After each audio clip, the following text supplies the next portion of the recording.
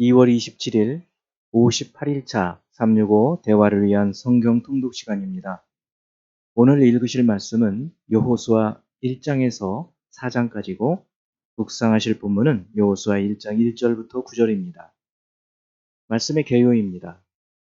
모세의 시대가 끝나고 하나님은 여호수아를 선택하여 가나안 땅의 정복과 분배의 과업을 이루어 가십니다. 1장 1에서 9절은 여호수아에게 내린 가나안 정복 명령과 약속 재확인과 세 번에 걸친 격려를 다루고 있습니다. 사명의 크기에 비해서 명령은 의외로 간단합니다. 강하고 담대할 것과 율법책을 주야로 묵상하여 지켜 행하라는 것입니다. 모세의 종으로 충성과 순종을 배운 여호수아는 하나님의 말씀을 듣고 순종하여 또 이스라엘 백성들도 전과 사뭇 다르게 보입니다. 10에서 18절은 여호수아가 요단을 건널 준비 명령을 내리고 요단 동편 두 지파 반 지파에게 가나안 정복 전쟁에 동참하라는 명령을 내리는 것입니다. 그러자 그들이 순종하기로 맹세합니다. 2장 1에서 7절은 여리고 성에 들어간 두 정탐을 기생 라합이 보호해 준 것. 8에서 21절은 라합과 두 정탐 간의 언약 체결과 두 정탐의 여리고 탈출을, 22에서 24절은 정탐들의 귀환과 보고 이야기입니다. 3장 1에서 6절은 여호수아가 시딤에서 요단으로 이동하여 요단을 건널 준비를 하는 것. 7에서 13절은 요단강을 건너기 직전에 백성들에게 전한 여호와 하나님의 말씀입니다. 14에서 17절은 말씀에 순종할 때 이루시는 하나님의 이적으로 강을 건넌 것을 말하고 있습니다. 4장 1에서 9절은 요단을 건넌 후 하나님의 말씀을 따라서 요단강 바닥에서 12돌을 가져와 기념비로 유숙할 곳에 세운 것을, 10에서 14절은 이스라엘이 요단강 건넌 것을 다시 한번 요약하고 있습니다. 15에서 18절은 증거궤를 맨 제사장들이 요단강에서 올라오자 물이 다시 흐르게 된 것을, 19에서 24절에 길갈에 진을 치고 12돌을 세워 후일에 자녀들에게 여호와 하나님께서 행하신 일을 가르쳐 경외하게 할 실물 교육 자료가 되게 하는 것을 기록하고 있습니다. 후손들이 여호와의 손이 강하신 것을 알게 하고 항상 그를 경외하도록 가르치는 것은 생사의 문제입니다. 이제 예수 그리스도를 닮아가고자 하는 우리의 목표를 향한 여행을 위해서 질문하고 대답하는 시간을 갖습니다. 첫째, 여호수아 1장 8절. 이 율법책을 내 입에서 떠나지 말게 하며 주야로 그것을 묵상하여 그 안에 기록된 대로 다 지켜 행하라. 그리하면 내 길이 평탄하게 될 것이며 내가 형통하리라. 율법책을 입에서 떠나지 말게 하고 그 안에 기록된 대로 다 지켜 행하는 것과 인생의 길이 평탄하게 되고 형통하게 되는 것은 어떤 관련이 있을까요? 인생의 생사 화복과 흥망성쇠가 하나님의 손에 달려있기 때문에 하나님의 말씀을 따라서 그의 뜻대로 사는 자들을 하나님께서는 형통하게 하고 평탄하게 하시는 것입니다. 두 번째, 여호수아 1.9절 말씀. 내가 내게 명령한 것이 아니냐. 강하고 담대하라. 두려워하지 말며 놀라지 말라. 내가 어디로 가든지 내 하나님 여호와가 너와 함께 하느니라 하시니라.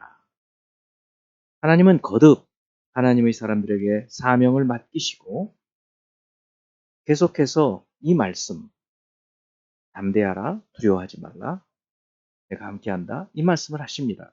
그 이유가 무엇일까요?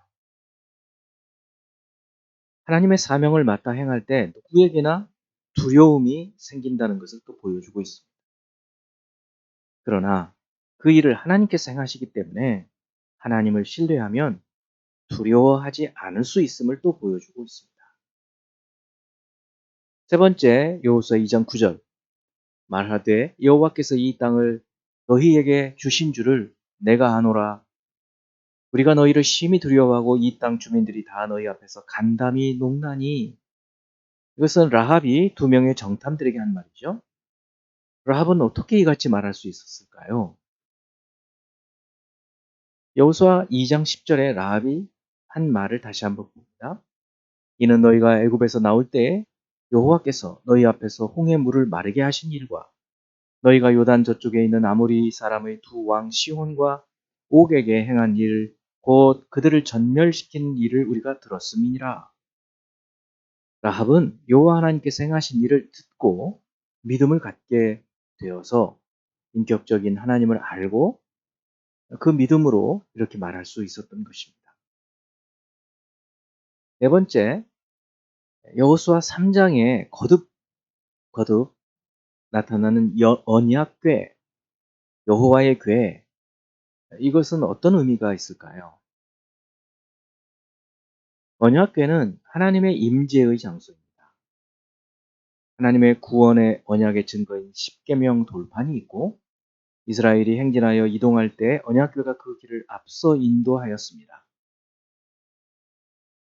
오늘날 하나님의 임재는 성도의 마음에 성령으로 임하십니다.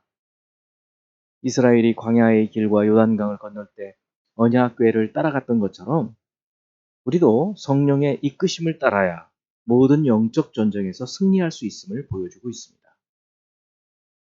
다섯 번째, 여호수아 4장 20절. 여호수아가 요단에서 가져온 그 12돌을 길갈에 세우고 요단강 바닥에서 취한 12돌을 세우게 하시는 목적이 무엇일까요? 교육적 목적입니다. 후손들의 질문을 유발해서 하나님께서 행하신 일을 가르쳐서 항상 하나님을 경외하게 하기 위한 교육적 목적으로 12돌을 세운 것입니다. 이제 여호수아 한 구절의 말씀을 묵상하고 교훈으로 삼고 기도하는 시간을 갖습니다. 여호수아 4장 24절. 이는 땅의 모든 백성에게 여호와의 손이 강하신 것을 알게 하며 너희가 너희 하나님 여호와를 항상 경외하게 하려 하심이라 하라. 후손들에게 여호와 하나님을 어떻게 신뢰할 수 있고 어떻게 하나님을 가르칠 수 있을까? 그들에게는 요단강 바닥에 있는 돌을 육지에다가 올려놓은 것을 보면서 늘 궁금하게 생각했을 거예요. 강 바닥에나 있을 돌이 왜 저기 있을까? 그러면 자녀들이 부모에게 질문을 하고 그러면 그때를 이용해서 부모는 예전에 있었던 일을 가르쳐서 결국 하나님을 잊지 않도록 하는 것입니다.